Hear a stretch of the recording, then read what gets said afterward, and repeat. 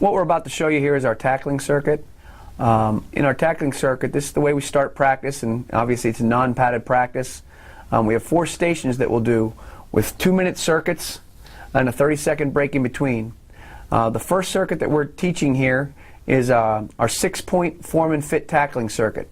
So as you look at the players here, they'll get in a 6-point stance using their hands, their knees, and their toes in a 6-point stance in front of two large bags right here. The coaching points on this as we go through the 6-point circuit are that the players are going to extend through the ball carrier. They're tackling. When we coach tackling with the chest on the rise. We want to make a chest-to-chest tackle. We want to sky our eyes. Keep our helmet out of the tackle, obviously, because you don't want to drop your head and miss the tackle. You clearly don't want to drop your head and tackle with your eyes down and hurt yourself. That causes bad injuries and things like that. So what we want to focus on here is tackling with our chest on the rise, skying the eyes, and then exploding through the hips. And what we'll coach at a later station is we want to keep our feet alive and active and run our feet through the ball carrier. What we're doing here is with chest on the rise, sky the eyes, rip the arms up through the ball carrier, tackling low to high.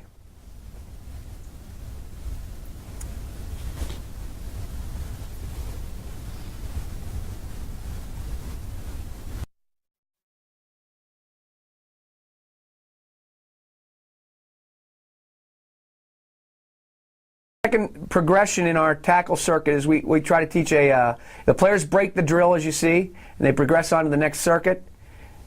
And then what we're teaching here is an angle tackle. On this angle tackle, we call it shuffle alley. And the coaching point on this tackling drill is that we want to have our vision on the near hip of the ball carrier. Our visions on the near hip of the ball carriers. The ball carriers are about the ball carrier and the tackler are about 5 yards apart.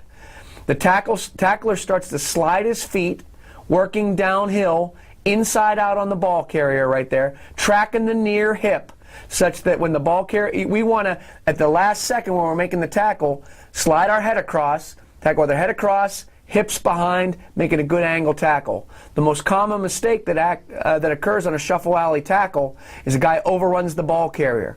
We want it, and the key to it is tracking the near hip of the ball carrier, staying inside out on the ball. So as you see the players here, they're sliding downhill, not crossing their feet, and they work to track the near hip of the ball carrier and tag off on the backside hip to ensure that proper angle.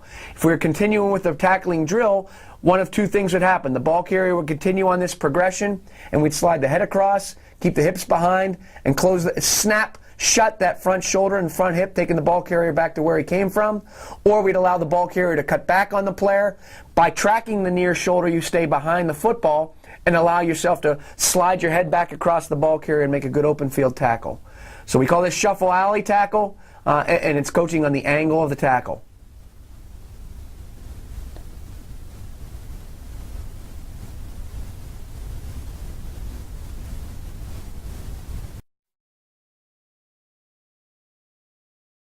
The third station in our tackling circuit is what we call just a perfect form and fit tackle right here. So what will get the ball carrier and the tacklers approximately 10 yards apart.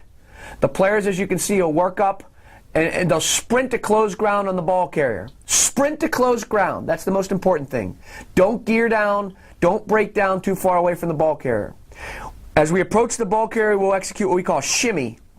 And when we talk about shimmying, we talk about widening our base, shortening our stride, crunching our toes, coming into a good football position with our knees bent, chest up, eyes up.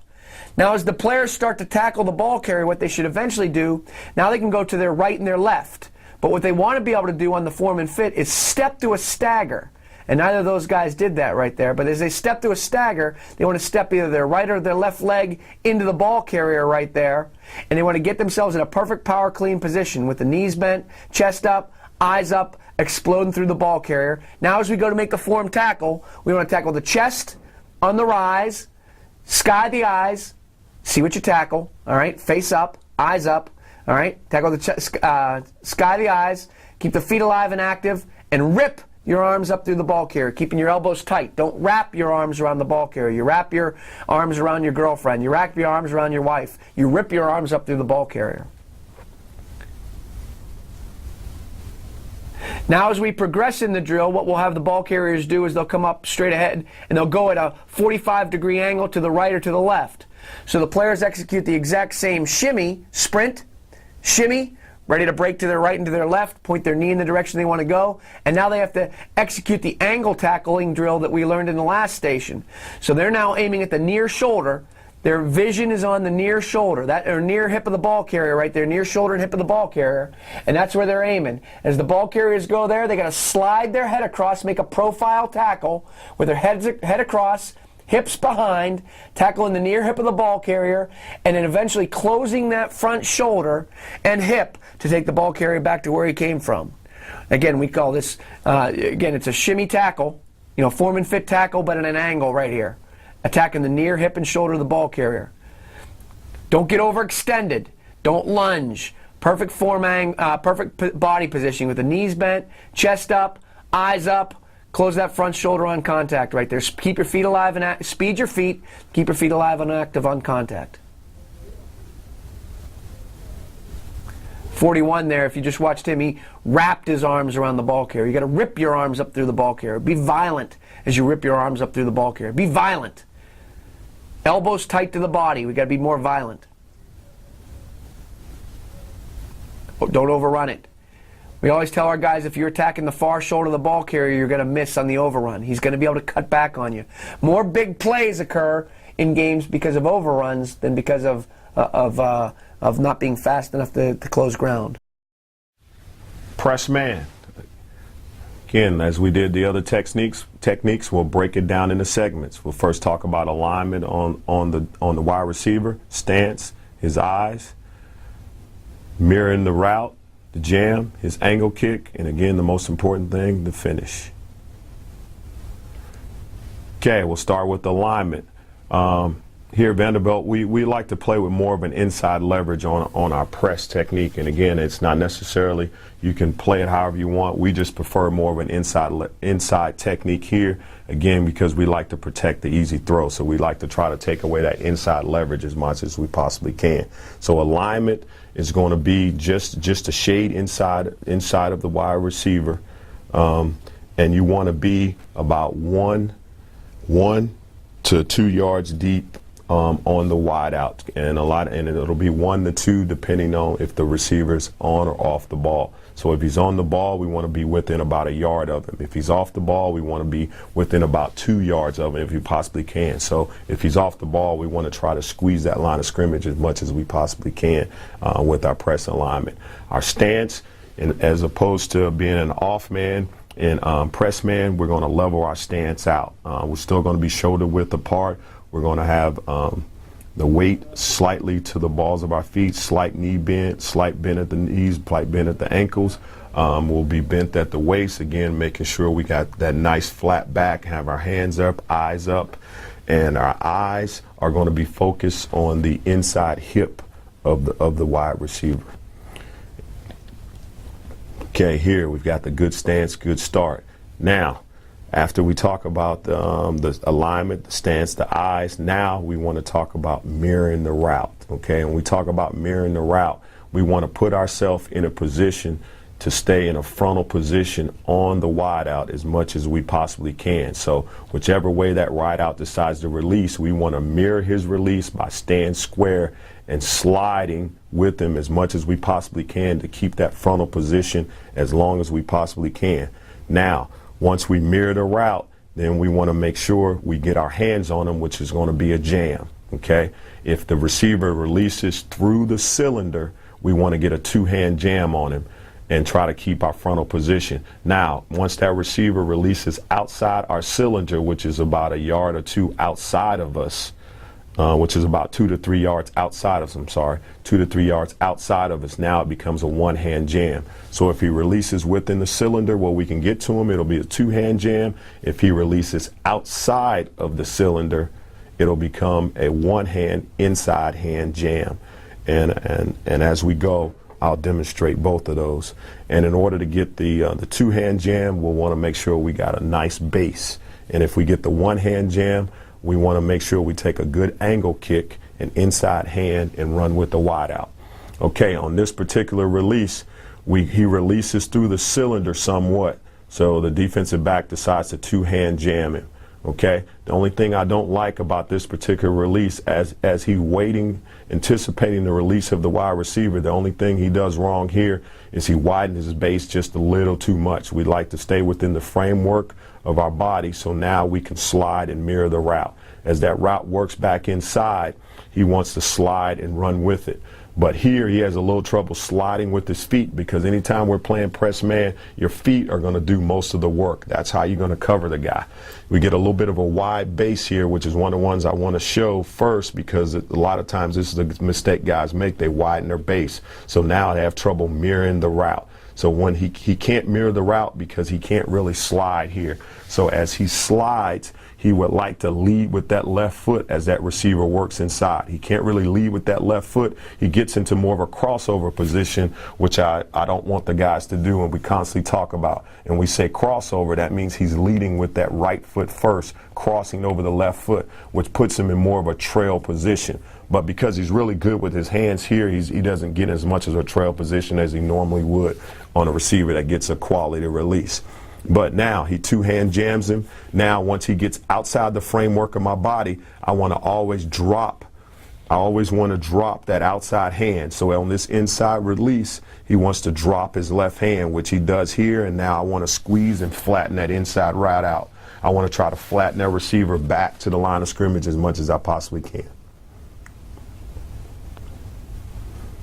Okay, we can see it from the back. Again, he widens his base a little too much, and you can really see it here. So he'll want to slide. Again, you can see the crossover step here, which we don't really want. We want to always lead. Whichever way that receiver decides to release, we want to lead with that near foot. But again, the finish is pretty good, which is number 7, always number 7 on the list, the results.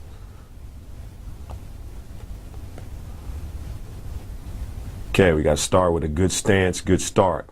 Okay, receiver gives him a little shake. The only thing I don't like is initially his feet are good, but now once he gets to collision, he gets his base a little bit wide. Alignment's good, stance is good, his eyes are good, they're in the right place. Now we want to mirror the route. Okay, as we mirror the route, he releases outside. Okay, initially he was close enough to where he was in the framework. Once I bring my hands on the jam, so it becomes a two-hand jam. Once he gets outside my framework, it becomes a one-hand jam. So now he wants to drop that outside hand, and he'll collision him with his left hand. Once he collisions, he'll be shooting. His aiming point will be shooting for the inside breastplate to the tip of the shoulder pad. And as I shoot, I want to make sure I got my thumbs up so I can lock him out and control the wide out. As the receiver releases outside, what we want to do is now we want to work our angle kick. And again, as we angle kick, we want to just open up at a slight 45 as he releases outside my framework. And we want to be a slight 45 because we want to make sure we keep our frontal position on the receiver as long as we possibly can. So that's why we just call it a slight angle kick to make that receiver go around. Anytime we're pressing, we always want to make the receiver go around us, whether it be an inside release or an outside release. So we're going to use a two-hand jam if he's through the cylinder. If he releases outside, we're going to use our angle kick to keep our frontal position as long as we can. Now, once he gets out of there, we want to make sure we squeeze him to the sidelines. Now we're going to cut him off, lock the hip, find the ball.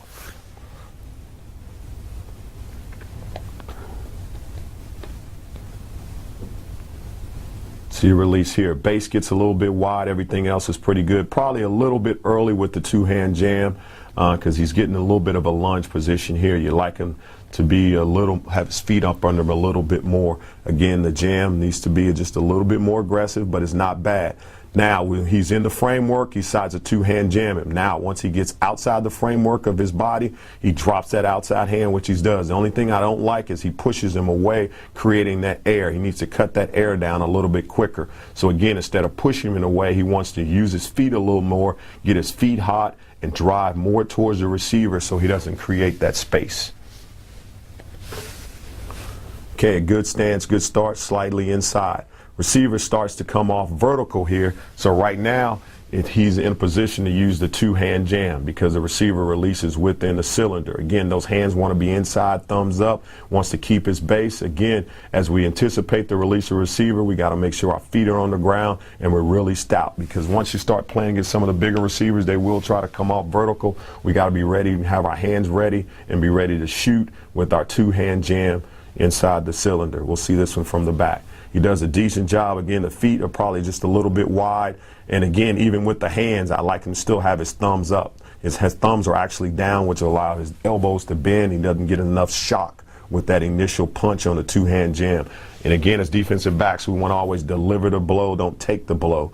And I think he's taken a little bit of this and probably could deliver a little bit more. Now, once he releases, we'd probably like to see him stay a little bit square. Now, squeeze that route. And he probably could have flattened this route a little more if he keeps his shoulder square. He opens the gate a little bit there inside, which allows the receiver to get inside, but he does a nice job of squeezing, keeping his feet hot. And again, the technique wasn't great, but again, number 7, which is number 7 on the list, he always got to finish. He does a great job of anchoring and shooting that right hand to get the ball out. Again, great finish. Okay, good stance, good start. Again, everything looks pretty good.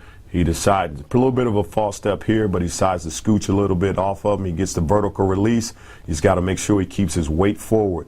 Again, he does a nice job of shooting his hands, controlling the route. Again, we don't want to necessarily push him away. We want to always cut that air down as much as we possibly can. The best thing he does is he makes sure on his angle kick he leads with that right foot. So he still keeps a pretty good frontal position, so the receiver has to run around him. Once he gets to a point where we got to release him, now we got to run with him, squeeze him, lock the hip, and try to work him off the fade line out of bounds, which we do here.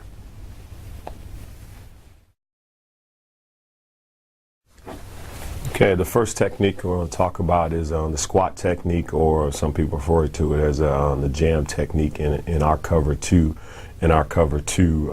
defense. And when we talk about squat technique, what I like to do is try to break them down in our techniques down into 7 categories. We'll talk about first the alignment, the stance, the eyes, which get a lot of guys in trouble more so than their footwork, the glide technique, the collision. And then we'll talk about pivot and pop and flattening, which are 2 techniques we use after you get a collision. And then, of course, the most important, we need to be able to finish.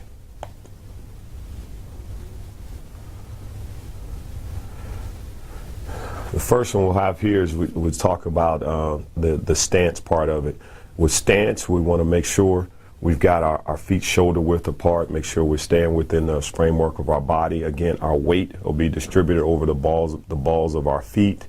Again, we'll have a slight bend at the knees, a slight bend at the ankles, the knees, and our chest out over the front of our body. And again, we'll have our hands up and we'll have our eyes up, ready to get a collision.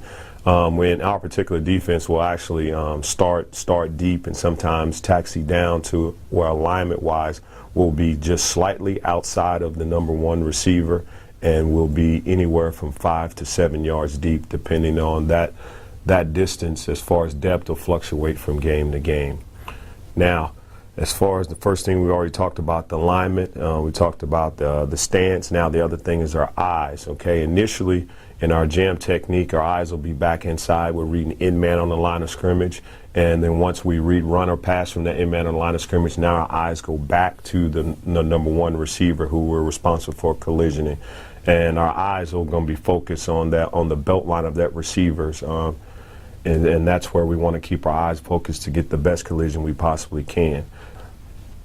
Now, once we establish the alignment, the assignment, once the receiver releases and we want our eyes right there on that hip, now we'll work our glide technique to make sure we keep as much frontal position on the wide out as we possibly can. Ideally, we like to keep an outside in relationship to collision the receiver back inside, but it's not always possible to keep an outside in position on the wide out, just because when they try to release, they could get us in a position that's not outside in. But the most important thing is to make sure we continue to keep as much frontal position on them so we can get we can get a collision. So now here you see him working the glide technique. Receivers tries to push him outside. He glides, he keeps his frontal position, keeps his outside in position. Once he gets to him, now we're going to work our collision. We want to make sure we collision him inside as far as we possibly can without taking him too far. Now, once we get a collision on the receiver here,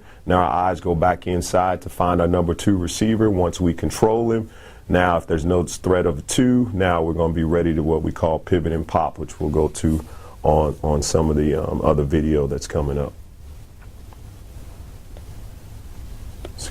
Good view of it here. Again, the only thing I would like his hands up a little more, ready for the collision. Good stance, good start. Base is probably a little bit wide, but it's a nice job with the glide, nice job of staying square and keeping a nice frontal position to fall back in and get a collision on the receiver. Same thing, taxi down. Again, good stance, good start. Eyes are in the right place. Receiver proceeds to release outside. Nice job of staying square on his glide. And then once he gets the collision, we get the collision here.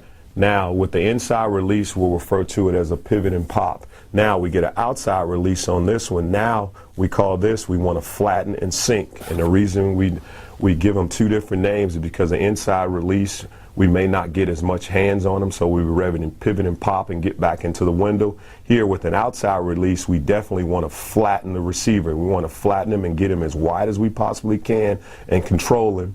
Once we get to this point, we've flattened him, we've controlled him. Now we can get our eyes back inside, find a number 2 receiver, and once we get control, now we can flatten and sink in the window, which he does a great job of here. Nice job with his feet on the glide and not crossing over. And again, when we glide, we want to make sure we lead with that near foot, which he does here. Great job with the collision. Probably could get a little more extension on him with the hands, but he widens as far as he possibly can, and then he'll pivot and sink into the window. In zone view of it, you can see he does a nice job with his feet. You definitely can't be lazy with your feet as he proceeds to release outside the receiver. We got to make sure we do a nice job of gliding and staying in position till we get nice frontal position and making that wide out go around. And he does a nice job of widening him, and now he sinks.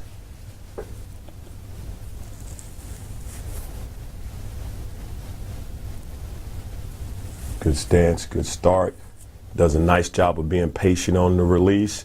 Now we get an inside release, so here will be a nice pivot and pop. He'll control the receiver once he gets control of him. Nice job with his hands. Probably like his hands to be a little more inside with those thumbs up. Presses him inside. Once he controls him for about 2 to 3 steps, now he'll be ready to pivot and pop. And again, once you pivot and pop, we give him a landmark of trying to get back outside the numbers into that 10 to 15 yard range where he can get in that window, which is the weakness of cover 2. Nice job there.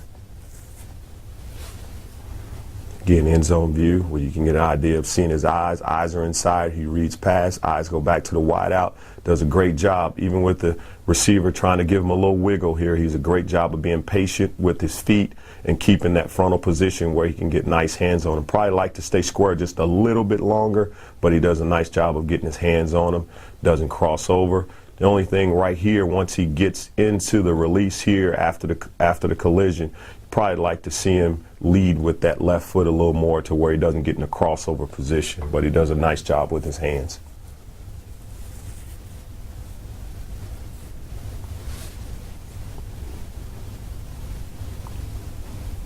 Okay, here in a full skelly, we'll start down here at the bottom, 23. He gets a hard inside release. Again, pre-snap, what we'll tell the guys is we tell them that there's like a fence, 3 yards inside of them, 3 yards outside of them.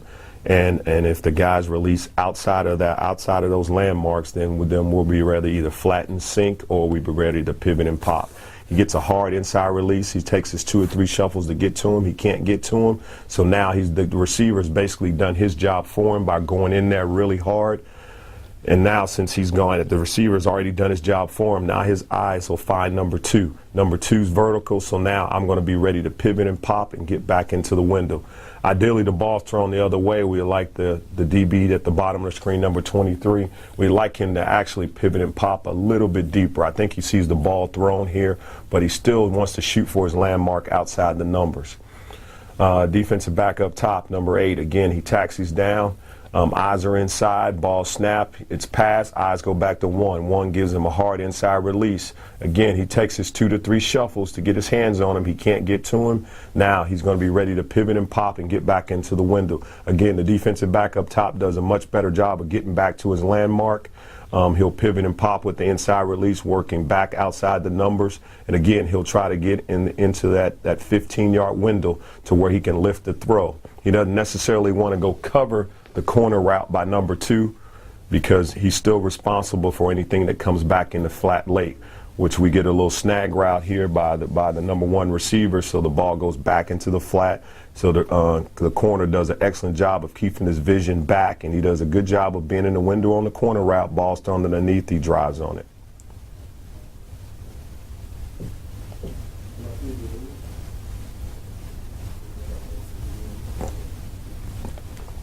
Okay, we'll start down here at the bottom. Again, we get a hard outside release. We get a little bit of a crossover here, which we really don't want. If he has to shuffle and he can't get to him within 3 steps, really, with this release, he can go ahead and be ready to pivot and pop and still get in the window. But he crosses over a little here to kind of overemphasize getting his hands on him. Don't really want him to cross over as much as he does here, but he does get to him. But he does a nice job of recovering and pivoting and popping and getting in the window. He gets to his landmarker, which is outside the numbers, which is really good. So now he's in the window. The only thing I would say is just make sure he doesn't cover him too much, because now if something comes back in the flat late, he needs to be in that window. Up top, we get basically a bunch formation up top, so it kind of changes the rules here, where we're playing that number 1 receiver more like a wheel route, which will carry that through the zone. So the corner up top actually takes the vertical.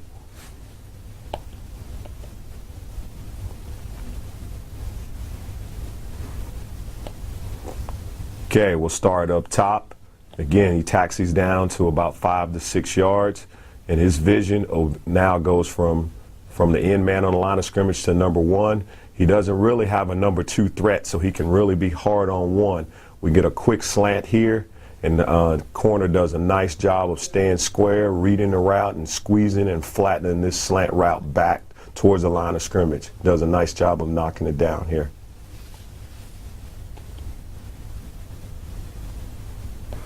As you can see, once he taxis up, his stance and his initial glide is really good. His eyes are good. They stay focused on 1. Ball's thrown. He squeezes, does a nice job of knocking it out.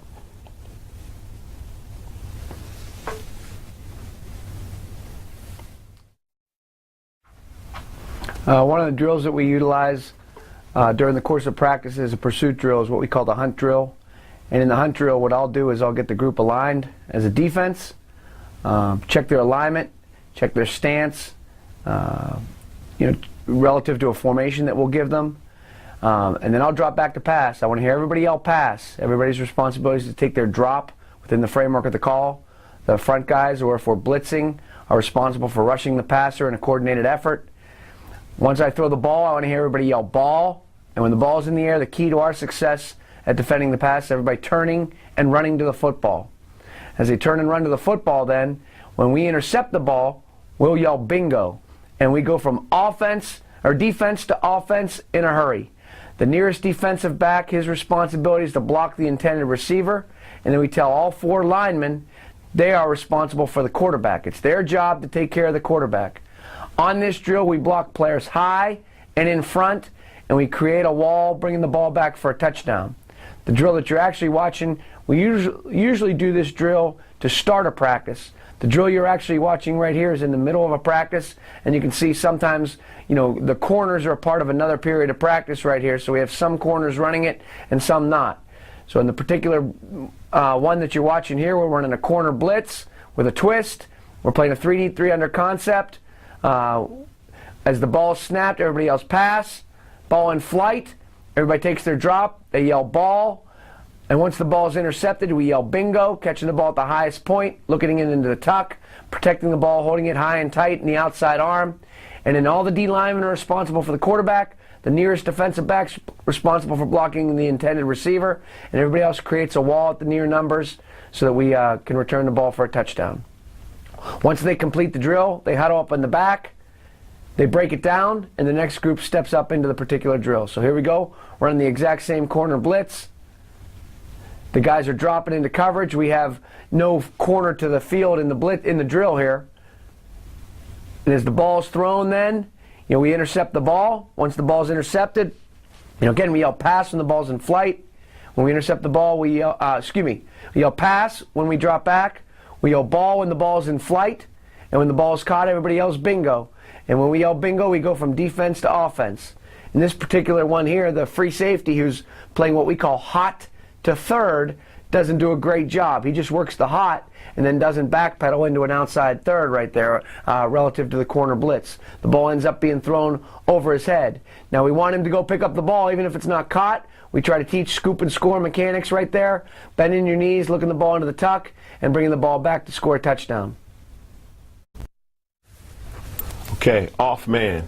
Again, we'll like to break it down into segments. When we talk about off man, we'll talk first about alignment on the wide receiver, and then we'll go to stance, then we'll talk about eyes, talk about their pedal, then we'll talk about cushion and also the leverage, and then we'll talk about break, and then again, the last thing we're always talking to them is about finishing.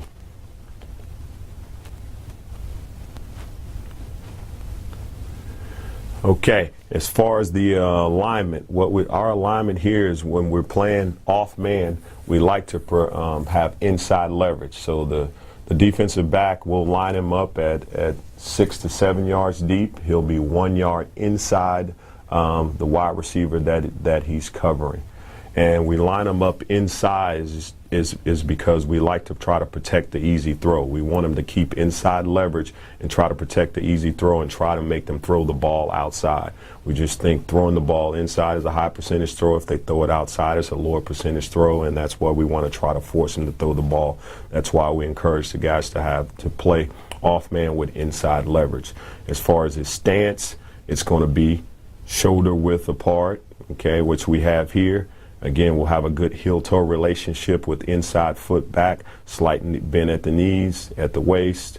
Again, we'll have the weight slightly forward to the balls of our feet, and then we'll have our chest out over our feet, eyes up. Now, as far as our eyes, initially before the ball snap, it could be done one of two ways, to where the defensive back totally focuses on the receiver, or you can read through the three-step, which we encourage our guys to do here. And that means the eyes of the corner will actually be on the quarterback, and he'll be looking to read to see if it's a three-step drop or a five-step drop. If he gets a three-step drop, he'll know he can settle and come to a control pedal, be ready to drive on any of the short underneath routes. If the quarterback gives him a five-step drop, now he knows that he can continue in his pedal and ready to play the deeper routes according to the quarterback's drop. So he has a great alignment, great stance.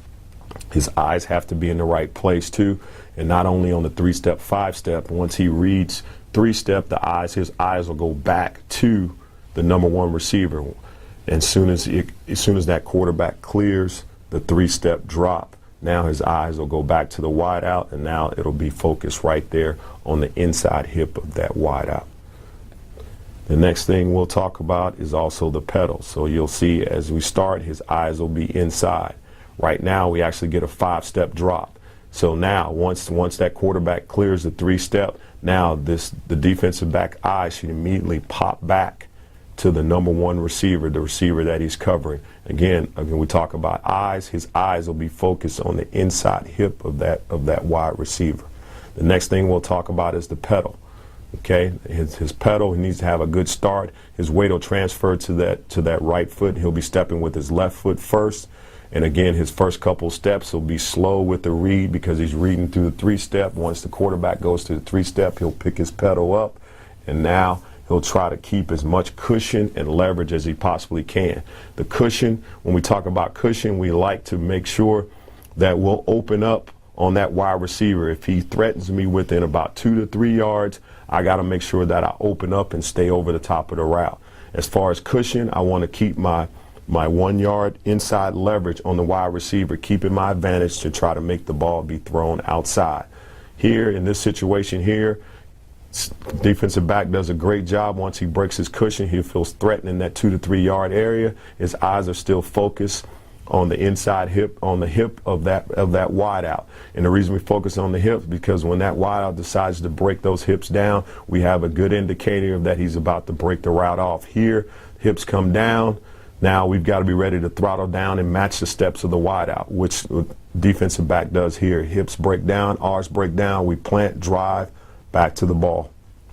And again, it's all about the finish. Once we plant, drive, we got to put ourselves in a good position to finish. As we plant and drive, we want to make sure we drive to that upfield shoulder. Defensive back here is probably just a tad inside, needs to be a little more outside shoulder here. So once that ball comes, he'll be ready to anchor, and shoot here to get that ball out. See the back leverage here. Again, good stance. Good stance. His eyes are back at the quarterback. Again, you'll see a good idea of where his eyes should be. Good stance, good start. As soon as he reads through the 3 steps, his eyes pop back to the number 1 receiver. The receiver tries to stem him up and get vertical. He does a nice job of staying inside. Receiver breaks his cushion, opens. His hips drop. He sees the hips drops. Plant, drive. Okay, again, good stance, good start. As you can see, his helmet is looking back inside. As soon as the quarterback goes through the 3-step, eyes go back to the wideouts, doing a great job of keeping his leverage, does a great job of keeping his cushion. Good job in transition. Once I turn over, I want to plant that inside foot, and then my outside foot as it goes, I want to make sure I get that lead step in the ground as quick as I can. And now he straight lines it to keep his leverage and keep his cushion. Now, once he sees it's a vertical route, he'll keep his eyes on the wideout. Now, once the wideout progresses through that 15-yard area, now my eyes can not only be low, they can actually come high to find the ball. He's in position, he's in phase, locking that hip. Now he's going to look up, not back, to find the ball and get it out. See it here? Again, eyes, good, nice job of weaving to keep his leverage. Opens up, nice job, and now he's want to squeeze, lock the hip, find the ball. And again, he wants to look up, not back, and find that ball.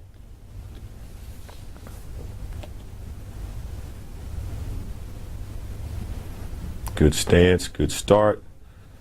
Okay, now this is a good example of him keeping his vision in the right place. Good stance, good start. His eyes are low, sees the hips of the wideout break down. Hip wideout does a great job of selling it here.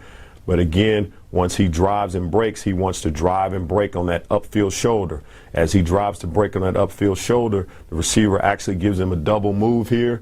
And because he didn't break underneath the route and breaks to the outside shoulder, he puts himself in great position to play the out and up, which he does here. And again, the only thing he wants to do is try to make sure he locks hip with that receiver. Still has a little bit of separation here. Probably like to cut down that air a little more and squeeze that receiver outside the fade line to the sidelines and give him as less room as possible to catch the ball.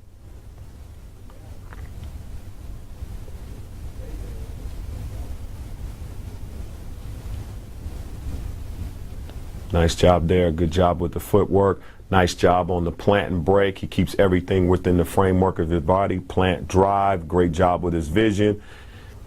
Great job there. Once he's in phase, he can look and find the ball. He's as much as a receiver, as much as his ball as the receiver's ball once that ball's in the air. Again, like I said from the other view, the only thing I would like him see him do here is cut down that space, cut down that air between him and the wideout, because he's still giving the wideout a little room to catch the ball. He like to go lock that hip, squeeze, and squeeze that receiver to the sidelines.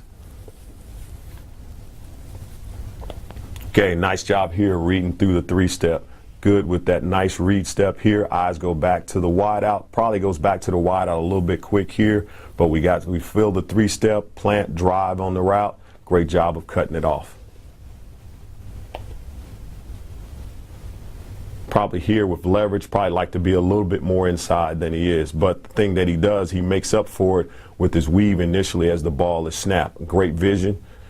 Eyes go there. Again, once he gets in position, he can look back, find the ball. Great job there. Okay, we're going to talk about playing an outside third. Again, with all our techniques, we like to break them up into segments. First, we'll talk to the kids about alignment, stance, their eyes, their pedal, cushion, break, and finally the finish. Okay, as far as playing an outside third, again, we'll start with the alignment. We'll start with the corner down here at the bottom. His alignment, initially, we'd like it to be 7 to 8 yards deep, 1 yard outside the number one receiver. But there are some things that will determine whether he'll line up inside or outside. Ideally, we like him to line up outside, but we'll give him rules to determine whether he'll line up inside or outside that number one receiver. And the rules that we give him is determined by what we call dividers. So if the ball's on the hash as it is here, it's on the right hash as the defensive right hash. So now our divider to the right into the boundary would actually be the numbers. So this wide receiver into the boundary is actually lined up outside our divider, which is the numbers. So we like that corner to be 7 to 8 yards deep, 1 yard inside. Now we look to the field, which is to the defensive left. The divider now for the field is going to be a little different from the boundary because the ball's on the hash. The divider to the field is actually going to be halfway between the numbers and the hash. So right now, this wide receiver, as the defense, looking from the defense perspective, that's lined up to the left, he's actually outside the divider point. So we'll want that corner to actually line up 7 to 8 yards deep, 1 yard inside. And both corners playing their third, they will be responsible for playing their third, but they'll be keying two as they play their third. And if two goes vertical in their third, if both guys go vertical, both corners will be responsible for overlapping and splitting the difference between those two receivers, and they'll favor that number two receiver. And we do this to help that free safety out. So if we do get the four vertical, we're going to try to midpoint most of these routes and try to help that free safety as he plays the middle of the field. And we do this by telling the corners that their third exists from the sidelines to about 1 yard inside the hash. So as they split the difference on that two vertical, they got to make sure they favor that number two receiver. On this particular route, we'll start down here at the bottom. Again, with our stance, with our alignment, we've already talked about our alignment, and and now our stance is going to be shoulder width apart. We're always going to have our inside foot back. We're going to have the weight on the balls of our feet, slight ankle bend, slight knee bend. And again, we're going to have our weight slightly forward. We want to have our chest out over our feet, eyes up, and hands ready to pedal. And as we take our first step, we're always going to step with that inside foot first. So the weight will distribute to the outside foot, and we'll start our pedal with that inside foot. Again, our eyes for the corner or guys will be back inside, and he'll be reading through the three-step. And then now, if it's not three-step, then he'll continue to pedal, and he'll be reading two to see if he needs to overlap. Because again, if it is any type of quick game, he should get some underneath help by any of the invert players. Here on this particular play, we'll start down here at the bottom. Receiver comes out the corner.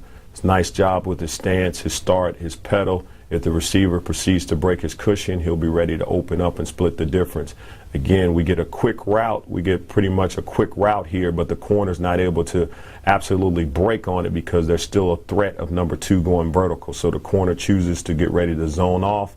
And again, if this ball is thrown, he'll be ready to side plant and come back to the ball.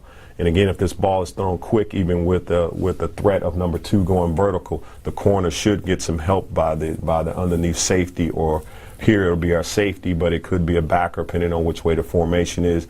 And the safety does a nice job of playing the curl flat and reading the quarterback drop and seeing the hitch on the outside, which the corner should be communicating with, and I'm telling him, that there's a possibility or that there is a hitch, which allow him to expand to the flat, and the corner will actually be over the top of this route.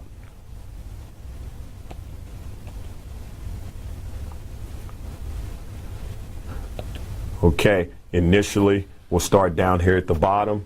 The ball's on the hash, so our divider point will still be the numbers. We've got a wide split by 1 to our right, so the corner should be lined up inside, same depth. Again, up top, we've got a wide split by 1, so the corner should actually be lined up inside, which he is. Corner up top has actually a 2 and a 3 threat, so if any one of those guys go vertical, he's got to be ready to overlap. We'll start with the corner at the top. He takes his pedal. And again, as he works out, he's going to make sure he zones that thing off and he's over the top of anything in his third. So we tell him he needs to be 2 to 3 yards over the top of anything any vertical that occurs in his third. Right now, he's got 1 going vertical up top. He's got 2 going vertical up top, so he'll need to split the difference. So right now, the corner does a great job of weaving and splitting the difference between 1 and 2, and he's going to favor 2, which he does, and he does a great job of zoning off, still keeping the scope of the quarterback. Balls thrown, does a nice job of breaking the upfield shoulder on the route, and he does a nice job of finishing here. Down at the bottom, corner's only got 1 threat, so he's inside. This third can be played one of 2 ways, which people do it different. With him only having the threat of 1, some people like to actually play this third more like a man technique, and the only difference would be if it's played with a man technique, he can make a man turn here on any vertical route. If you prefer him to play zone on the backside with just 1 wide out, then once the receiver breaks his cushion here, he'll actually zone turn this. So there's probably room for either way, because even with 1 receiver on the backside and you have 3 quicks to the front side, that number 3 to the front side still could cross the formation and come back into the boundary corner's third. So if that is a threat of it, we would like him to zone turn and still see his whole third.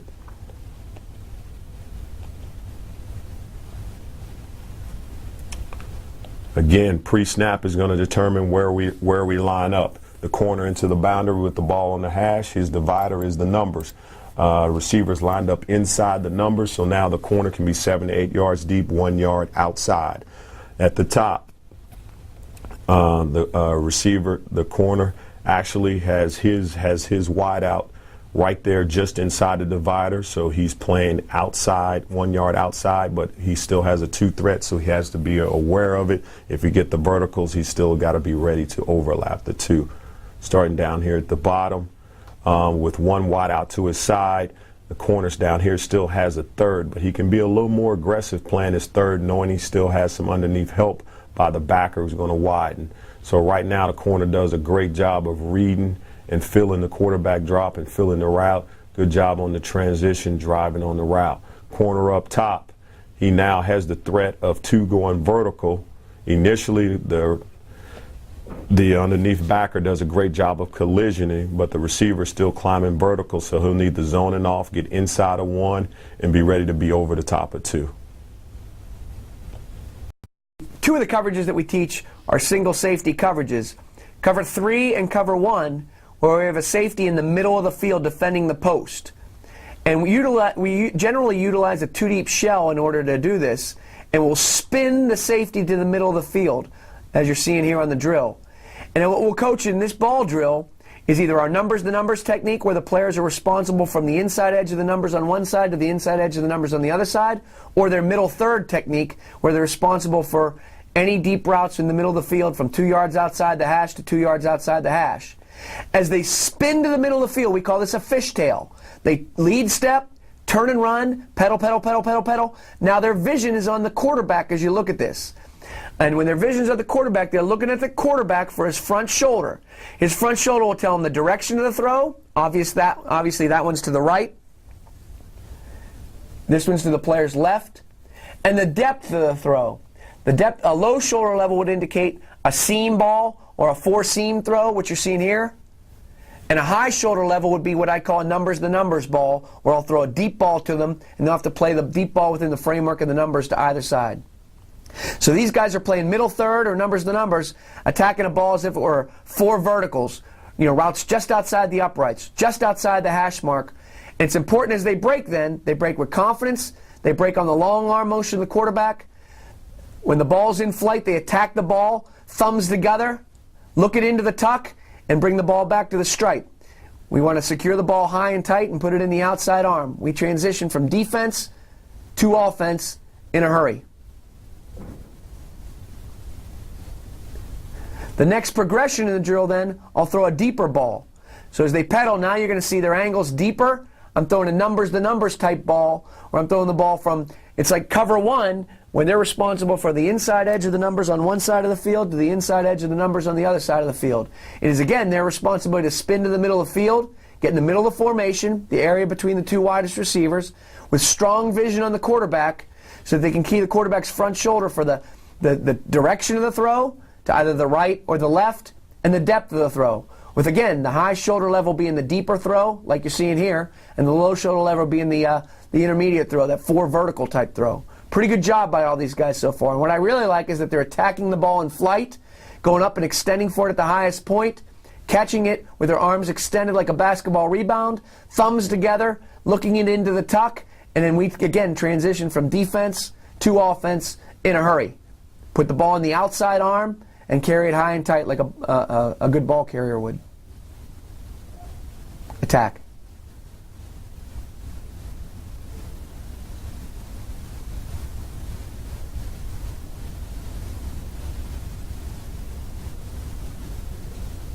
Attack the ball, 49.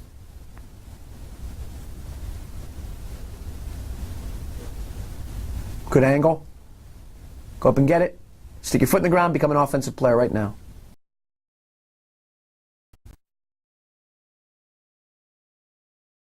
Once we finish our tackling circuit, we go right on to footwork drills as a defensive secondary here. What you're seeing here is we do a series of 7 or 8 footwork drills every day. We call them our daily drills. What you're watching the players here do is get a nice stance, knees bent, chest up, eyes up, toe to instep relationship, wrists at knee level to ensure a nice bend in the knees. They take a 6-inch read step to get their body and eyes coordinated. And after that, they're just going to backpedal straight back down the stripe. I always come out from the sideline to use the stripes as a roadmap or a guide for our players to take good, 45, 90-degree angles. So as the players take that read step, now they get into a backpedal. And in the backpedal, the most important things are pedaling at the same level as your stance, keeping your knees bent, chest up, eyes up. And I always tell our guys to keep their feet low to the ground, their heels low to the ground. It's not a race. You go into control in your back pedal, and you rub your ankles. Don't get your feet too wide apart. Natural running form going backwards. Now, as you see the players come back, what they're going to be taught to do is anything going away from the line of scrimmage we call an open technique. So the players are zone turning. We have 2 types of turns. A zone turn, where the players turn to the quarterback, and a man turn, when we turn toward the man. In a zone turn here, you're going to see the players on the right prepping off their right foot, and the players on the left prepping to their left foot, turning into the quarterback. And we have a 3-word progression when we turn. We use the phrase prep our outside foot to the middle of the field. Midline, throw your lead leg past the midline of your body, and sideline, throw your shoulders to the sideline to assure a nice, 180-degree turn right there. We tell our guys to look and lean, and they got to get in a good sprinter's stance and sprint back then. So prep, midline, sideline, sprinting back through the sideline of the football field. Anytime we go towards the line of scrimmage, we call that a drive technique. And so what we tell the guys here, some people T-step, some people foot fire. I don't particularly care. Here's what I tell the guys, though. The most important thing is that you have 1 step to stop your backwards momentum. That's the foot with the direction that you're going. 1 step to recover. That's your foot opposite of the direction you're going. And then point your knee in the direction you want to go. 1 to recover, 1 to stop, 1 to recover, 1 to stop your backwards momentum, 1 to recover, 1 to pull yourself through. Point your knee in the direction you want to go. React into what you see. It's all about angles. Don't run circles. Point your knee in the direction you want to go. The guys are running an X drill here to ensure that we get 1 break to the right and 1 break back to the left.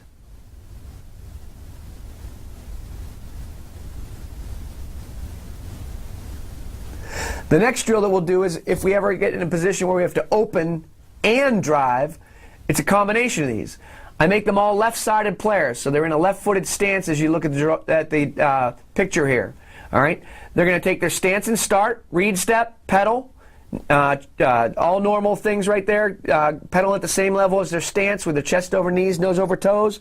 They're going to prep midline, sideline, making a zone turn, and then I'm going to bring them back as if they're breaking on a comeback, where they've got to now pound their feet, sink their hips, plant on the upfield foot, open and drive, pointing their knee in the direction they want to go. Back at 45 degrees behind them as if they're running a comeback. Stance and start, pedal. Those guys did a bad job starting, so we'll send them back. Discipline. Being in the secondary requires attention to detail, discipline, perfect alignment. Pound their feet, sink their hips, plant, open, and drive. On a wet surface, you've got to get your cleats in the ground. You cannot hockey stop. Prep, midline, sideline, plant, open, and drive. Point your knee in the direction you want to go. Plant, open, and drive. Plant, open, and drive. Not bad. The next drill we'll do is a double post break. We'll break on a post to our left or our right, and then break on a post to our the opposite direction then. So what you see the guys doing is same thing. Stance and start. You know, read step, pedal. Then they're going to plant, open, and drive at 45 degrees as if they're breaking on a post. Get enough depth that you're on top of the post. Once they get to the next stripe, they're going to get back into a back pedal, and they're going to continue to back pedal, and then I'm going to bring them back on a post angle, back in the opposite direction. The keys to this are prepping on the outside foot, pointing the knee in the direction you want to go, and then prepping on the outside foot, pointing the knee in the direction you want to go again. Don't be flat, don't be too deep and out of phase. Not bad by all those guys right there. Point the knee where you want to go. Don't drop step. Don't three-point turn. Prep and point the knee in the direction you want to go. Angles. 45-degree angles. Beating the post 2 different times. And then the final piece of our back footwork progression is a speed turn. So we're going to do the exact same thing. We're going to take our stance and start, read step, pedal. Coach Barlow's going to break them to their left here. And when he breaks them to their left, they're beating the post, prepping off the right foot, pointing that knee at 45 degrees in the direction they want to go on the post. And now all of a sudden the guys run a post corner on them. They want to rip that lead elbow around, be violent, come out on top of the cut. Come out on top of the cut on the post corner. Don't come underneath yourself. Come out on top of the cut. The guy at the top of the screen, the very far guy on this one, was didn't finish. You got to finish. Finish. Get it all the way around. Get your eyes back to the coach. Finish on a double cut. Finish. Get your head and shoulders around. Rip your head and shoulders around. Bring that lead elbow around. Rip the head and shoulders around.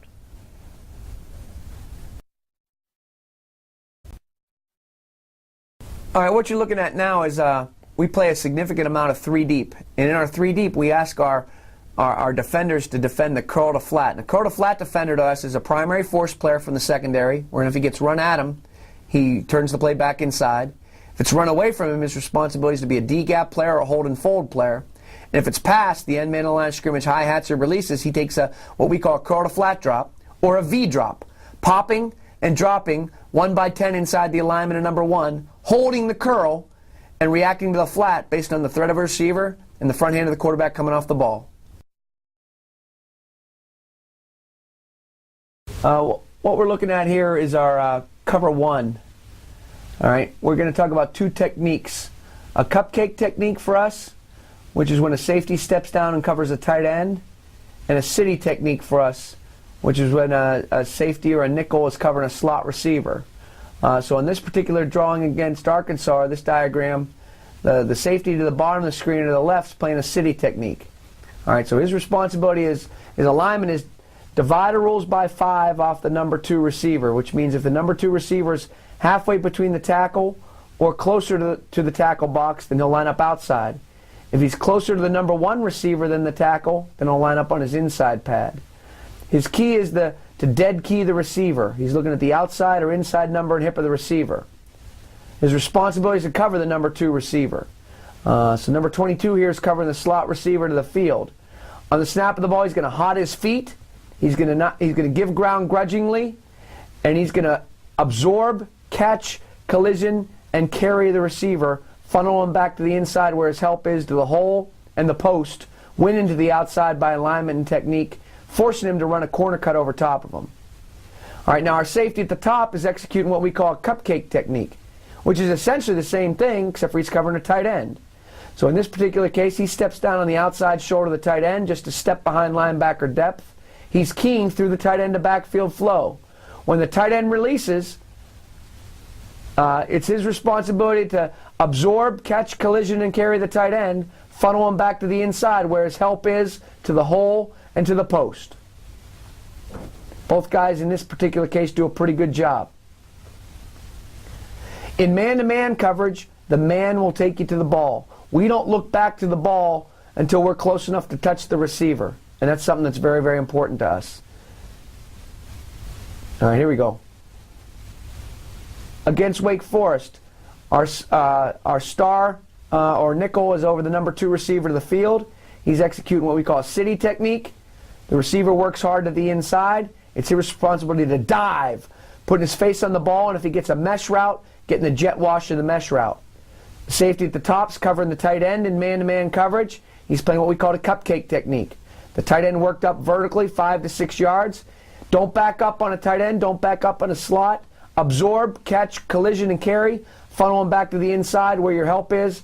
Again, to the hole and to the post. You've got rat help underneath, and you've got post help with the safety. One's coming down. He'll step down on the outside shoulder of the tight end. Tight end releases. I'd like to see him absorb him, catch, collision, and carry. We tell our guys, respect the wideout, don't respect the tight end. Be physical with the tight end. All right, here's a 10 personnel set. Our stars covering number 2 strong, and our free safety steps down to cover number 1 weak. Good example this time of the star, number 2 receiver to the field going to the flat. We tell our star to dive.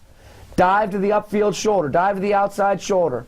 Don't look back till you're close enough to touch the receiver. Don't leave yourself. If you're close enough to touch him, you can look back to the ball. If you come underneath and intercept it, that's great. If not, hook with the outside arm, shoot the inside arm. Don't leave yourself vulnerable to yards after the catch or the flatten up, or what we call the wheel route. The safety to the bottom, the screen steps down. His receiver also goes to the flat. He dives on him. I don't like that he crosses his feet. He should point his knee in the direction he wants to go, dive on it, not look back till he's close enough to touch him. And if he's close enough to touch him, can come underneath and get 2 hands on it, go get it, pick off the ball.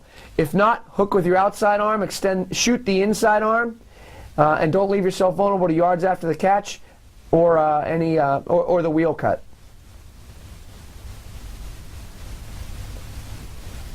Good job by both guys. You can see the safety walking down into the box. His eyes should be on the outside number and hip of number 81 right there. You should dive. Dive. Point your knee where you want to go. Get yourself in position that you're at the upfield shoulder. Well played. All right, cover 1 again. This is a pretty good example right here of our cover 1. And as you watch it, it's going to be motion, and the star to the field is going to cover the number 2 receiver, and the free safety steps down to cover cupcake tight end right here. All right, so the star to the field hots his feet. As the receiver works vertically, absorbs them, catches, collisions, and carries, funnels him back to the inside where his help is, to the hole and to the post. Do not like that he looks back, but he's okay. You see the safety at the bottom as he steps down over the tight end, does an outstanding job here, diving on the mesh route. Points his knee where he wants to go, closes ground, does a great job diving on the mesh route by the tight end right there on the high-low combination. Really good job right there. 31, you'll see him walk into the box here in a second. It's his responsibility to cover 2 weak, who happens to be a tight end. Because he's a tight end, we call that the cupcake technique. He hots his feet. He widens his base, anticipating the tight end trying to push off. Does a great job on the mesh route right there, putting his face on the ball. Here we are against Kentucky. Tight cover 1 versus a 2x2. Our star to the field is covering the slot. The slot's got a big split. He may even move inside a little bit here. He'll dead key the inside number and hip of the receiver. The receiver goes to the flat. He dives on it. He doesn't look back till he's close enough to touch him. Does a good job. The safety at the top's got the tight end. The tight end releases to the flat. Again, he crosses his feet. He's got to tighten up his footwork a little bit right there. But he dives on the cupcake to the top. Once the shoulders, once he's working to the flat route right there, he's going to dive on it. He doesn't look back till he's close enough to touch him. Don't leave yourself vulnerable again to the wheel or any yards after the catch. Good job.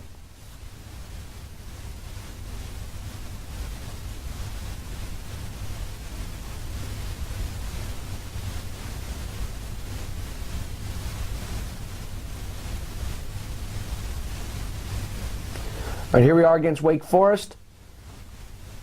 Again, the star is covering the number 2 receiver to the field. He's a little tighter by alignment. Don't love his technique. He gets into a trail position. He does a poor job here of focusing on the outside, of keying the outside number and hip of the receiver and funneling him back to the inside where his help is. You've got to win to the outside by alignment and technique. Now you watch the safety at the top. He does a good job on a city technique on the slot. Watch him match the steps. He gets the pivot right here, and his eyes are on that outside number and hip. Hips drop, stride shortens, does a great job. Ball's caught for 2 yards, makes a great open field tackle. Very good play right there. Very good close on the football. 31, you'll see him walk into the box. He focuses on the hips of the receiver. The receiver's going to show up on your screen on the pivot. Does a good job driving the cut. Plant, open, and drive. Point your knee where you want to go. Finish the play. Get your head across. All right, good job here. We got this free safety and the star are playing city technique on the slots. Both do a real good job on the flat routes right here. They hot their feet on the snap of the ball. They take away the outside by alignment and technique. They do a good job here driving to the upfield shoulder, not leaving themselves, again, vulnerable to yards after the catch or the wheel. The free safety at the top does a very good job on the flat cut right there by the Arkansas receiver.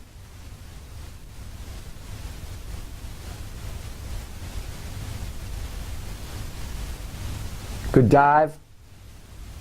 Nowhere for him to throw the ball. Tight coverage. Very good. Very good.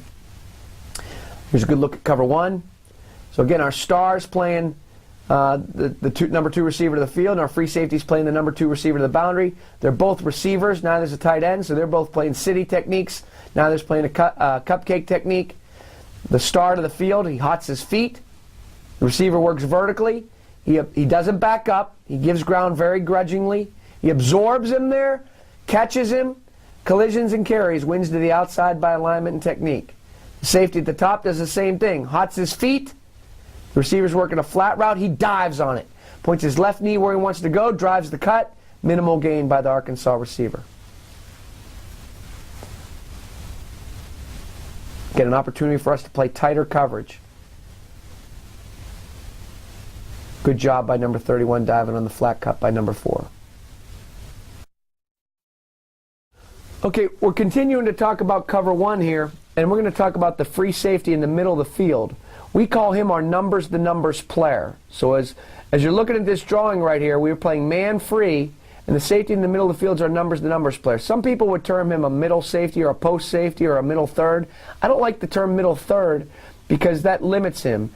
We don't have anybody in man-to-man in the outside thirds, so we tell that safety it's his responsibility to play from the inside edge of the numbers on one side of the field to the inside edge of the numbers on the other side of the field. Post player also limits him to just theoretically deep post routes. We want that individual to be 12 yards deep in the middle of the formation. We'll often show a cover 2 shell to get ourselves, to disguise our intentions. As the quarterback begins his cadence, we'll work the 12 yards deep in the middle of the formation, and we key the quarterback. If the ball's off the line of scrimmage, we'll treat that as pass. Now, as we're eyeballing the quarterback, as we read pass, we're looking at the quarterback's front shoulder to identify the direction the quarterback's throwing. In this case, the defense is right, and the level that he's throwing. Is he throwing deep, or is he throwing intermediate? In this case, obviously, he's throwing to the right, and he's throwing deep. So the safety on the left spins back to the middle. Because of the quarterback's quick drop, he never comes back into a back pedal. We call that a fishtail drill. He stays in stride, and he takes a good angle, and he's in position to be a numbers the numbers player on the deep route by number 4 for Arkansas right there. I often watch a lot of end zone film with the guys, so as Wilson's dropping back to pass here, our numbers the numbers safety's got a good feel that the quarterback's looking to the right as you look at this, and they're that shoulder level indicating that he's throwing high shoulder level, indicating that he's throwing some type of deep ball to that side of the field. Good range by the safety there, defending, as you can see, the inside edge of the numbers on one side of the field to the inside edge of the numbers on the other side of the field. All right, good disguise here again. The safety to the right is working back to become the numbers player. He's in the middle of the formation. Ball's off the line of scrimmage, telling him pass. Now his vision's on the quarterback. He's looking at the quarterback's front shoulder. The quarterback's front shoulder hasn't given him anything yet. At the end, he can see that he's clearly throwing short, and he's throwing to our right. So the middle safety, the numbers player's got to pursue the football from inside out. He's responsible for all deep routes within the framework of the numbers. If it would have been ball on the line of scrimmage, some type of perimeter run play, it's the numbers player or the cover one free safety player. It's his responsibility to pursue that run inside out to the ball. He's quarterback the pitch on the option, and he pursues through the alley. Again, a good look right here. The quarterback really doesn't give away his intentions real quick, but at the end you can see that he's throwing to our right, and he's throwing short, and we've got a pursuit of the football. We've got pretty good coverage right there. All right, this is a good example here. Our safety to the right is going to work back and become the numbers player. He gets a 2x2, so he's probably thinking some type of four verts. Great job here. As he's looking at the quarterback, he sees the quarterback's clearly looking to his left, to our right, and he's throwing deep as he throws that corner route. So as he starts to open, he preps on that left foot, points his right knee where he wants to go. He's defended all deep routes within the framework of the numbers from the one side of the field to the other side of the field. That's our the numbers technique.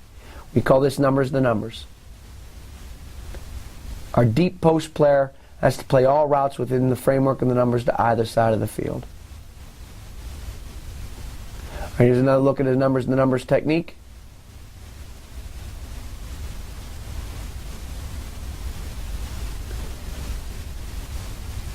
All right, number 21 is going to spin back to the middle. He's in the middle of the formation right there.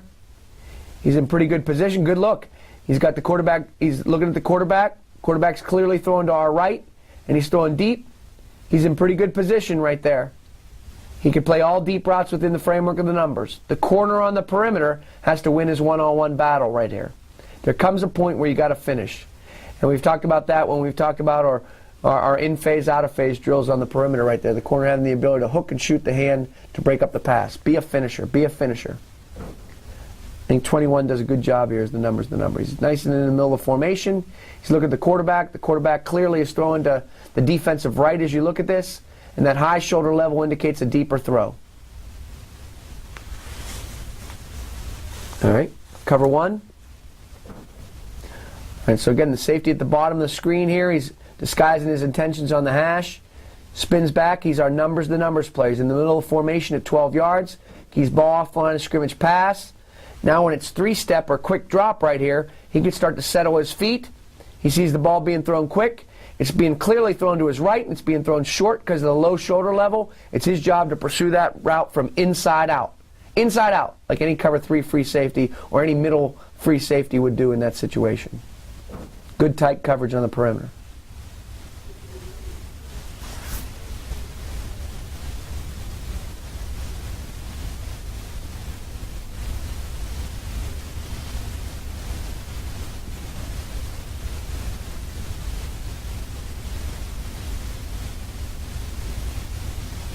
All right, here we're in cover one. Safety to the left's working to the middle of the field. He's the numbers player. He sees a 2x2, so he's splitting the two inside threats right here. He's got pretty good vision on the quarterback. The quarterback, as he's looking, he sets his feet. He's clearly throwing to the right, defensive right, and he's throwing short. So now it's the numbers player now. Once the ball's thrown, to pursue inside out to the ball, just like you would pursue through any alley right there. Good job. Good job on the perimeter. On the city technique, good job by the numbers player protecting the post. The inside edge of the numbers on one side to the inside edge of the numbers on the other side.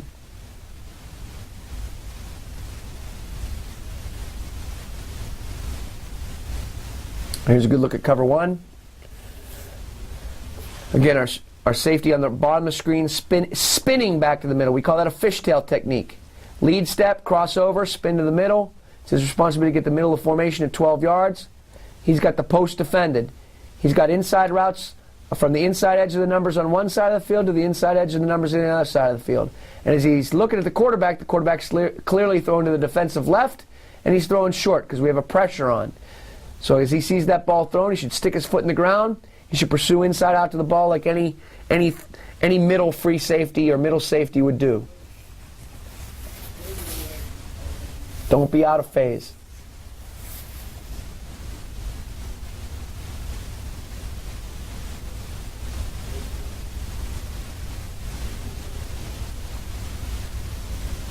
All right, again, we're in cover one right here. Safety spins back to the middle. We're holding the two shell. He spins back to the middle, utilizing a fishtail technique. He's in the middle of formation at 12 yards. in any 2-by-2 route, clearly thinking that he doesn't want to, he wants to split the threats of the number 2 receivers, anticipating 4 verts. And same deal, we're bringing a middle pressure here. So as the quarterback feels the pressure, he's clearly throwing to the left, the defensive left, and he's throwing short. So it's the players in the middle, the number safety's responsibility to now pursue from inside out, through the alley, staying inside out to the football. Again, we watch a lot of end zone film with our middle third safeties or our the number safeties to identify the habits of the quarterback. Quarterback clearly is throwing to the right as you look at this screen, and he's throwing short. The shoulder turn of the quarterback gives you the direction of the throw, and the level of the shoulders gives you the depth of the throw as well.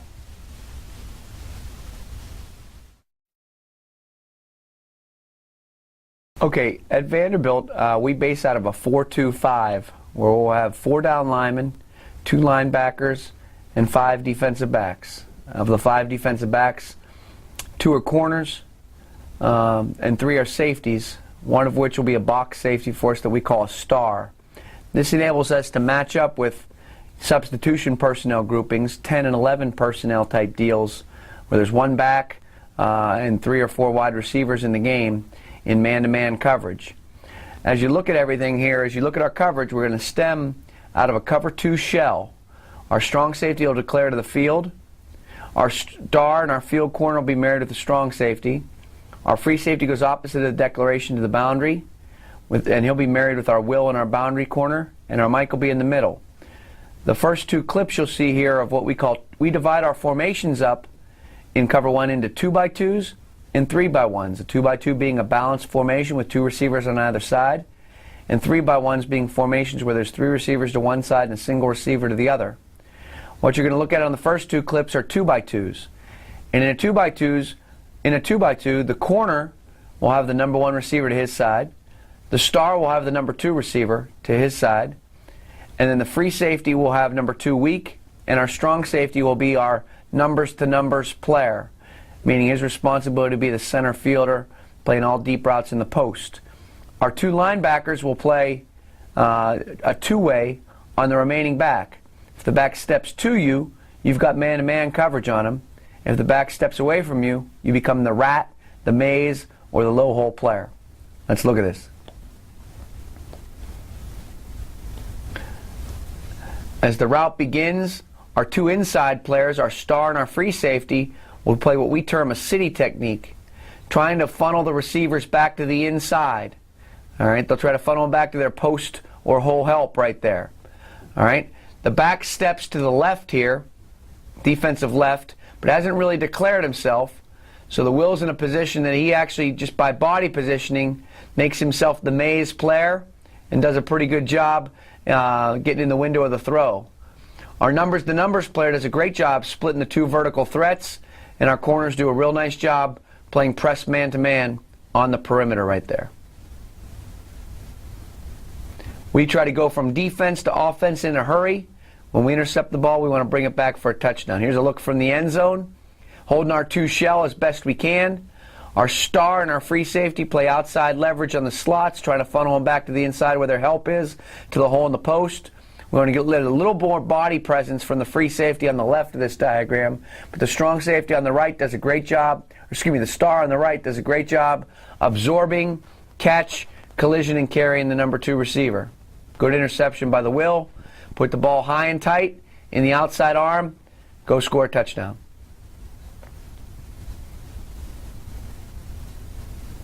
All right, we're in a 2-by-2 again. So again, the strong safety, if the ball is in the middle of the field, will declare the passing strength. He'll be married with a star in the field corner. The free safety goes away from passing strength, and he'll be married with the Will and the boundary corner. The Mike will be in the middle of the field. Because it's a 2-by-2, the free safety comes down, and he's got the number 2 receiver weak, man-to-man. All right? As you look at the weak side play right here, the safety's got the tight end man-to-man.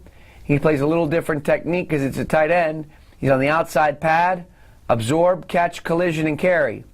The corners are not playing press here, they're playing an off, and we're getting snag routes by the number 1 receivers. They've got to do a great job now diving on the snag route.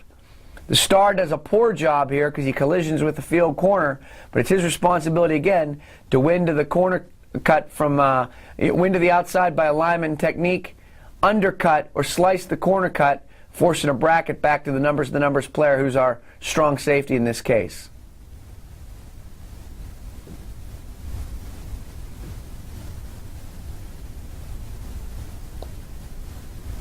A look from the end zone shows that it's a 2x2. We show a 2 shell, as the strong safety and free safety have to do a good job working together. The strong safety works back to the middle. The free safety steps down in his coverage pattern, and we can do a little bit better job of that both on the corner and at the star position in this case. Now what you're looking at is a 3x1. When we get a 3x1, our corners are responsible for the number 1 receiver. The star again is responsible for the number 2 receiver. And the strong safety is responsible for the number 3 receiver, with the free safety spinning back to the middle to become the numbers player. Our Mike and our Will are responsible for a two-way on the single back. So as you see it here, the strong safety steps down over number 3, who's a tight end. He plays a little tighter technique right there. Win to the outside by alignment technique. Funnel him back to the inside where your help is to the hole in the post. Our star dives on the route of the number 2 receiver right there. Our corners are playing press man on the perimeter. Glide, initially with your footwork. Arm bar, get an opposite-handed jam on the receiver. Get a wedge, get yourself into phase. Our free safety becomes our the numbers player. In this case, our Will has the back, and our Mike becomes the maze or the hole or the check down player. Force the quarterback into a scramble. Nice job.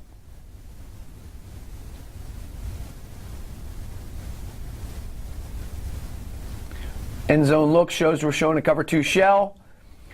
Strong safety might need to get down just a scooch earlier to be able to cover the slam 3 route by the tight end right there. But he's in pretty good position, funnel him back to where his help is, again to the hole in the post. All right, here we got another example of a 3x1. Trying to show a 2 shell. The safeties need to do a better job of coordinating their disguise. As the strong safety walks down, the free safety's got to work back to the middle. We have to have an awareness of the identity of an offensive unit in 3x1 formations. Generally speaking, with single safety look, they'll look to the one-on-one side and throw combination routes to the field. So let's take a look. We're again pressing on the perimeter with the corners. Glide, arm bar, elbow wedge, win your one-on-one battles. The star has number 2. He's going to absorb, catch, collision, and carry. Stay on the outside pad, funnel him back to the inside where your help is, to the post and the hole. And as the strong safety steps down number 3, as you look at this example, what I don't like here is he's getting a pivot route by the number 3 receiver. And as he gets the pivot, he ends up inside with his help to the hole to the inside, and we don't get a very good bracket on the number 3 receiver. I think the free safety does a good job spinning to the middle, getting his eyes back to the quarterback. We saw this on our individual drills where and he's looking at the quarterback's front shoulder, telling him he's throwing to the right, and the low shoulder level meaning he's throwing shallow. He's got to do the free safety's got to do a little better job with the angle of his break, not rounding it as much. Again, from an end zone look, you see that we're in 2 deep, showing 2 deep, walking down. Strong safety's on 3.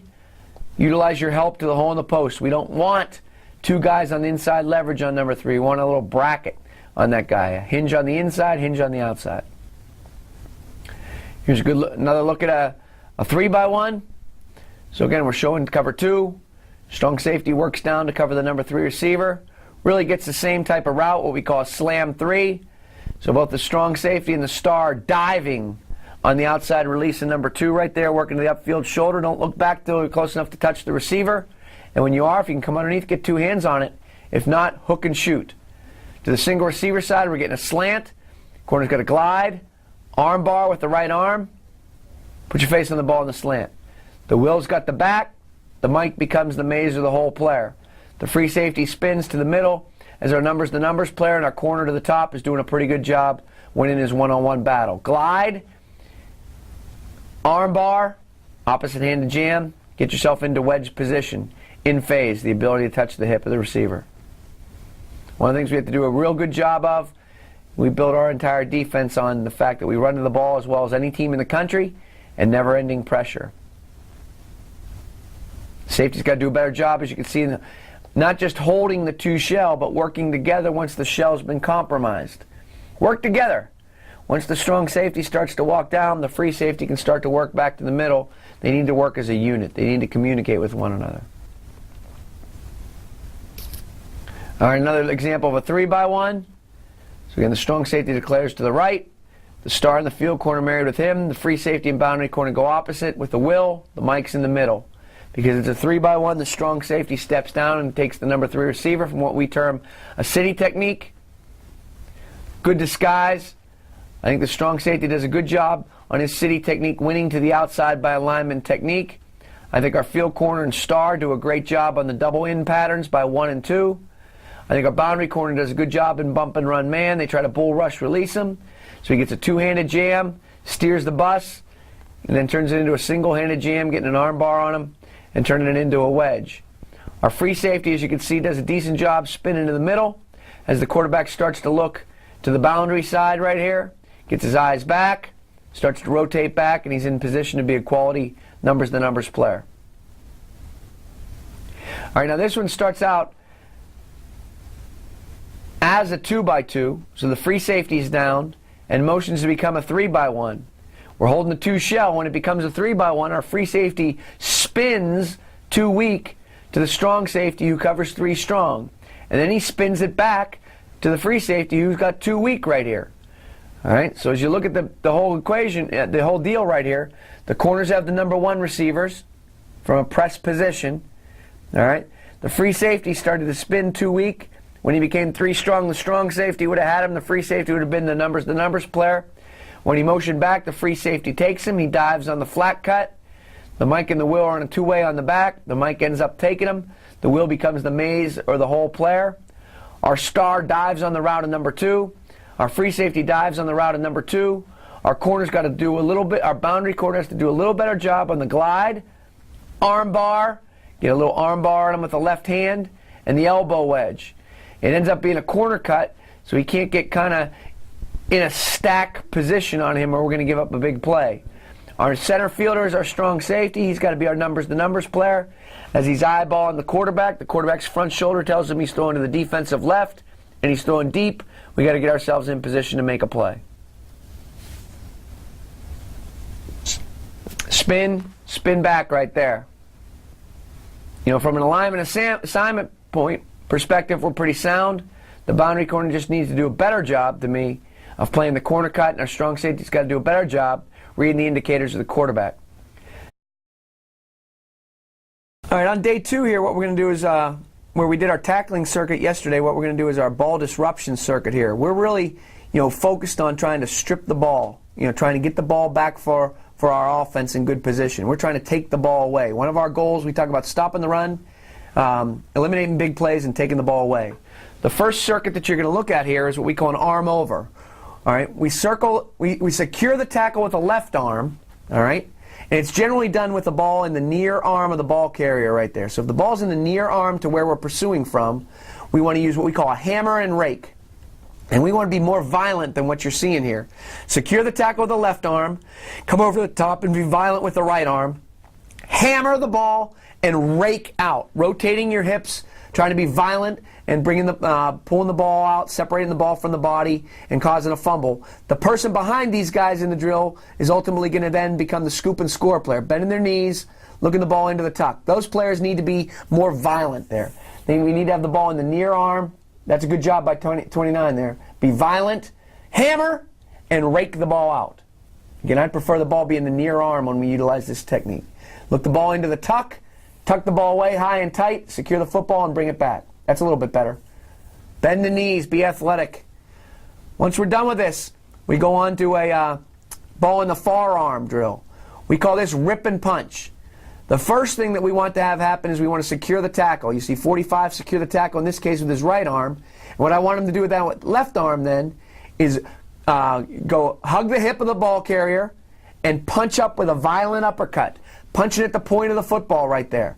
At times for the guys doing it lefty, it can be a little bit awkward, but we want to punch up at the ball right there. Punching at the point of the ball, separating the ball from the body, finishing the drill with a good scoop and score. Good secure the tackle, punch the ball out, bend your knees, scoop and score. Got to do a better job securing the tackle on that one. Secure the tackle, punch it out. And even if you only separate the ball from the body, as the case here, maybe someone else coming in can end up stripping the ball. So you got to be opportunistic. We got to take the ball away. 35, secure the tackle. There you go. Come with a violent uppercut right there. Bend your knees, look the ball into the tuck, put it away and score. Put it away and score. Go from defense to offense in a hurry. It's a little bit better. Find the ball, look it into the tuck, go score. All right, now the ball's in the right arm. He'll secure the tackle with the left arm. I like the effort there, the execution, the technique isn't very solid. Secure the tackle with the left arm, arm over, arm around, and then you want to go hip to hip. You got to go hip to hip with them. And you want to punch up. The second one's good, the first one not so good. Violent uppercut, separating the ball from the body. There you go. Much better with the right arm than the left arm. Bend your knees, look it into the tuck, bring it back. There you go. Be violent, look it into the tuck. Secure the tackle. Be more violent. Throw right up. You want to bite your bicep on this drill is what I tell them. Bite their bicep. All right, the next phase of the drill is what we call pin and pry. It's when you're executing a 2-on-1 tackle. The ball carriers have the ball in their right arm in this drill. So for the drill's sake, the individual on the right is securing the tackle here. The individual on the ball carrier's left on the ball carrier's left, on the defense's right, is securing the tackle. It's a 2-on-1 tackle like we did in the tackling circuit, where the tackling halves of the ball carrier. The individual on the right of the defensive players is securing the tackle. The individual on the left then secures the tackle, tackles that half of the ball carrier, that breastplate of the ball carrier, and as he goes to do that, he pins with his outside arm the elbow of the ball carrier, and he pries the ball loose. The only thing I'd like to see these guys do a little bit better is rotate their hips and twist the ball out. A ball carrier will not allow the ball to be taken away that easily. We want to pry the football out. Dig your butt in there, get the ball out, and rotate your hips and scoop and score.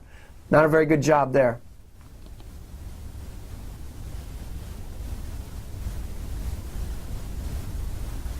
Not a very good job there either. Good job by 29 there. That's better. Bend your knees. Look it all the way into the tuck. Now the ball's in the other arm. All right, the final piece of our ball disruption circuit is scoop and score. So we've worked on stripping it. Now we're working on scoop and scoring. There's two ways that we coach scoop and scoring. One is when the ball's rolling end over end, and we call that hedge your bets. Play the odds that the ball is going to give you the big hop, like that. Look the ball into the tuck. Put the ball in the outside arm, high and tight, high and tight, high and tight. Run through it. Keep running through it. It will eventually give you the big hop. That's the odd shape of the football. It will give you the big hop. There you go. Scoop it up, bring it back, score a touchdown. Put the ball in the outside arm, high and tight, protection, ball security, ball security. Look it into the tuck. Good job there. Good job there. Look it into the tuck. The second portion of the drill then is when the ball's rolling on its bladder. So you can see the ball roll here now, flat on its bladder. Now, like an infielder in baseball, it's your responsibility to kind of gear down, palms to the sky, not like that. Get your hands out in front of you. Get your hands out in front of you with your palms to the sky and your fingertips right there. Look the ball into the tuck. Neither of those guys were very good. One fell down, one kicked it. Knees bent. There you go. Look it into the tuck. Look it all the way into the tuck like a wide receiver would. Look it all the way into the tuck. Put the ball in the outside arm. And then protect the ball high and tight. Good ball security.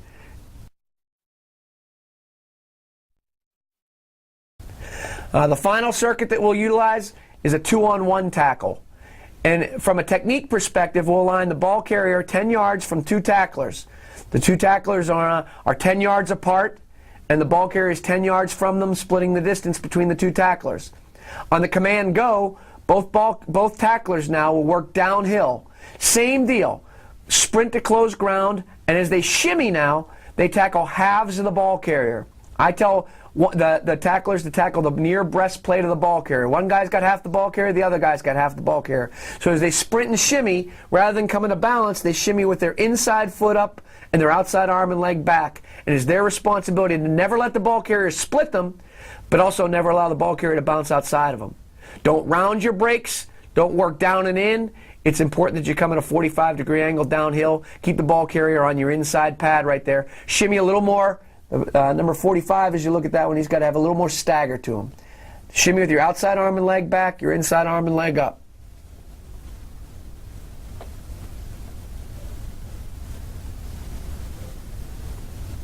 Knees bent, chest up, eyes up. Good football position. One of the first things we emphasize, knees bent, chest up, eyes up. Cannot overemphasize proper football positioning.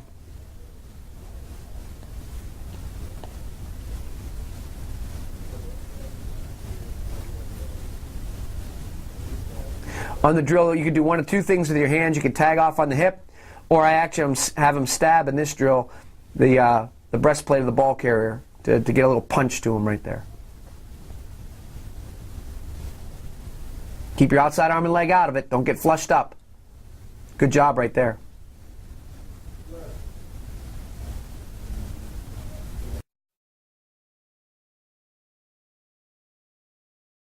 The way we start off practice every day is with a pursuit drill. We have a couple different types of pursuit drills. This one we call our play fast drill. And what we do on our play fast drill is we hot the feet of the players. So we put 4 players up at a time. We hot their feet. We get their feet churning as quickly as they can. Hot feet. Get them moving, get them moving, get them moving. And what I'm going to have them do is I'm going to have them do an up-down. All right? When they do the up-down, then once they get up off the ground as fast as they possibly can, what we're teaching them to do is run to the ball as fast as they can. There's no speed-up slowdowns in football. You've got to run to the ball as fast as you can. As you're running the ball as fast as you can, you've got to own your own lane of pursuit to the ball.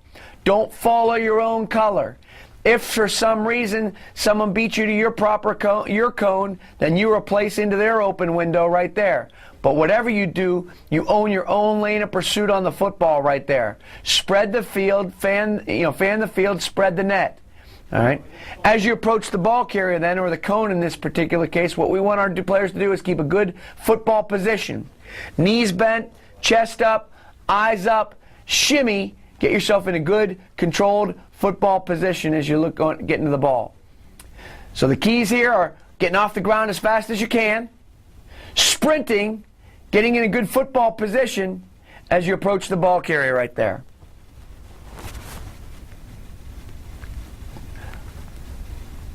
Again, a couple things we need to really focus on in that group is knee bend, knees bent, chest up, eyes up. Get off the ground as fast as you can. With the lineman, now this is a sprint. They sprint, knees bent, chest up, eyes up. The drill ends when the coach blows the whistle and says they've done a good job. So the players get up off the ground as fast as you can. Own your own lane of pursuit to the ball. Knees bent, chest up, eyes up.